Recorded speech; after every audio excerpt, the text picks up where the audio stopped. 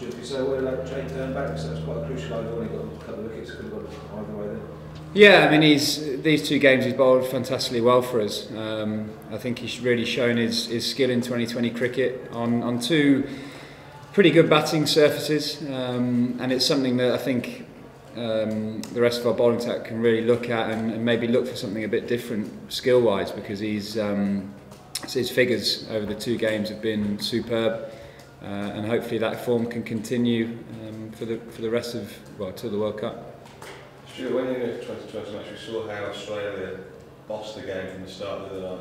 How important was it today for Alex and Lumby to go and do the same for you and set the tone? Yeah, I mean, after losing the toss, you want your opening batsmen to assess the conditions as quickly as they possibly can, and use their heads. I mean, I think the way we use the wind, hitting with the wind and not trying to take on the big boundary against the wind was really clever. That's a lot down to a left-hand, right-hand combination at the top as well, and to realise what would be a decent score from ball 1, and once we got up to 190 odd, the bowling unit were always going to be hungry for wickets. We tried to keep us slipping as long as we could. We knew that even if they scored at a decent rate to start with, if we could get 3 or 4 wickets before 10 overs hit, we'd be in a really strong position. So yeah, the messages were just to look for as many wickets as we possibly could in the first 10, try and win it in that first 10, and make life a little bit easier for us in the back 10. Did you think a smaller score was about par on there? Yeah, I mean, I think stats suggest that a winning par score is about 174. But if you get one of your top 3 to go and get 90 like Baz did today, it's what you want, because, I mean, again, I think everyone who watches 2020 cricket knows that if one of your top 3 goes and gets over 80, you stand an incredible chance of winning the game. So, I mean, with the strikers we've got coming in, with the likes of Morgan, Butler, Bopara, if we get a good start, I mean, 60 for 9 off 6, you're in a fantastic position. It's like, no winning batsman's yet here. I suppose you've got to slow down and make sure that they just hit Carroll's swing. Yeah, I mean, it is like that. It's like that 2020 cricket. I mean, you don't almost have the time. I suppose in one-day cricket, you have the time to work your way through the 90s, pick up your 1s and 2s. Whereas if you try and knock your way to 100 from 94, 95, you can lose a couple of overs, and that can harm the team. So, yeah, of course, we'd love an England international to go and get 100, but I think it shows fantastic team ethic and team mindset that guys still look to clear the ropes in the 90s, because, as I say, if you do lose 5 or 6 balls, suddenly you might get 180 today rather than 195, 194. So, I mean, huge credit has to go to the selflessness, really. Alex, what were you thinking when you got to the 90s? Obviously, you've been Think a lot, Generally. I didn't really have much choice but to keep going. It was down to the last couple of overs.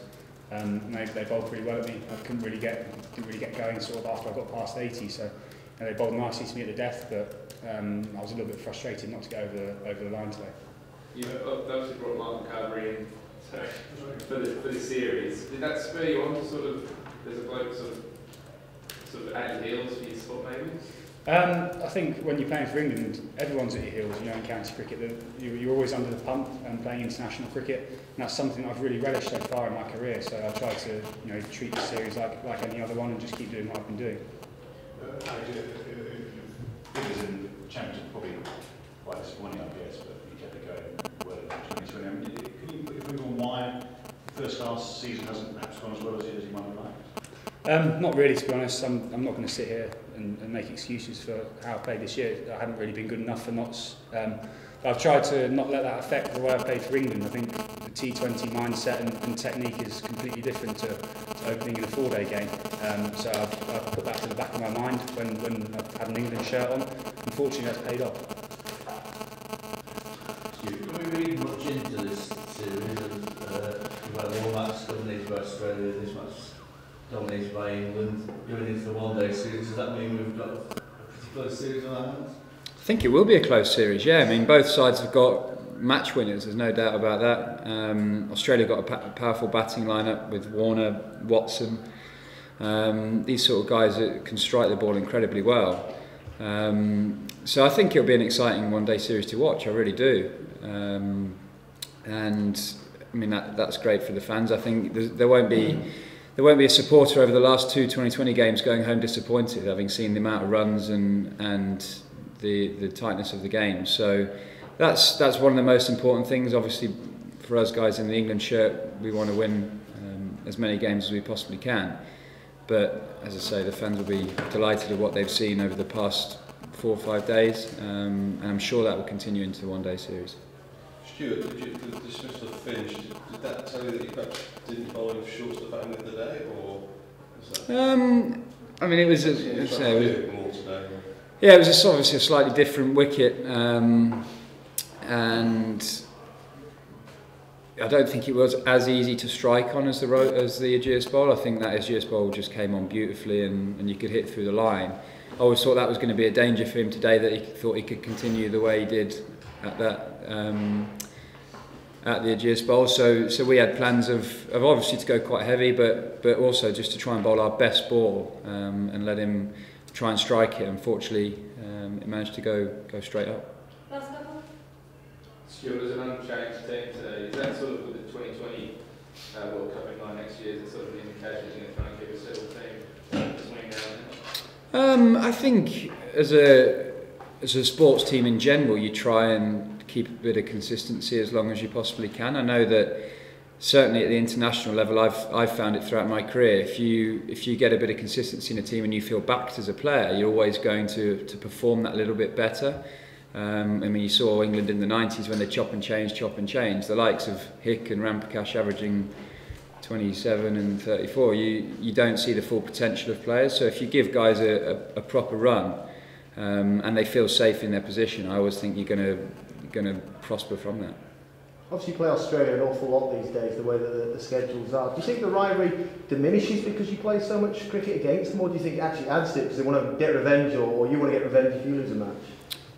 From my experience this summer, it's been pretty feisty. So I think the relationship between the two sides both sides are desperate to win, and like off the field, whatever, you can have a beer, but I think on the field it's as tough a cricket as you'll get, and that's why it's so fantastic to play. Is it the best though when you play Australia? Is there anything quite like facing the Aussies? I mean, I can only speak for myself because it's the way I was brought up. Obviously, with my old man having done well against Australia, it's all he talks about. So it's always been in my blood to see Australia, Ashes series, etc. as the pinnacle, and it's certainly a fantastic feeling when you beat them, and it obviously hurts like hell when you don't. So yeah, I mean it's amazing to play in. There's no doubt.